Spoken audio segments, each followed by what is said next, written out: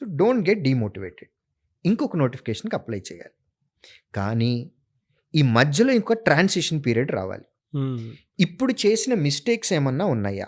ఉంటే వాటిని కరెక్ట్ చేసుకోవాలి. పాయింట్ 1. నెంబర్ 2, గత నోటిఫికేషన్లో మీకంటే బాగా పర్ఫామ్ చేసిన వాళ్ళు ఉన్నారు కదా, మీకంటే ఏమి బాగా పర్ఫామ్ చేశారని మీరు అనుకుంటున్నారు. ఒక ఎక్స్పర్ట్ని కలుసు, గైడెన్స్ తీసుకొని, సజెషన్స్ తీసుకొని, మిమ్మల్ని ఇంకా ఇంప్రూవ్ చేసుకోవటానికి మీరు ఏం ఎఫర్ట్ పెట్టాలి.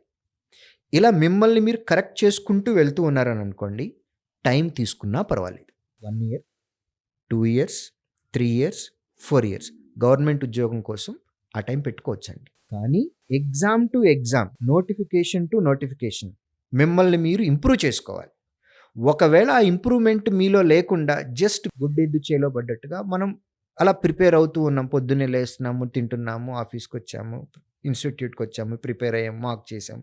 So end of the day మనకి ఏ ఇంప్రూవ్మెంట్ లేకుండా అలా అని ప్రిపేర్ అవుతున్నాము అని అంటే, remember, you are wasting your valuable time and you are wasting your parents money, not your money.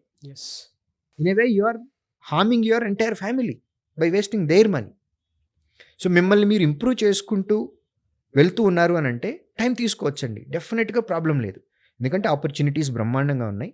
Improvement ఉంది అని అనుకుంటే ఇవాళ కాకపోయినా నెక్స్ట్ ఇయర్ అయినా కానీ ఉద్యోగం వచ్చే ఛాన్స్ ఉంది.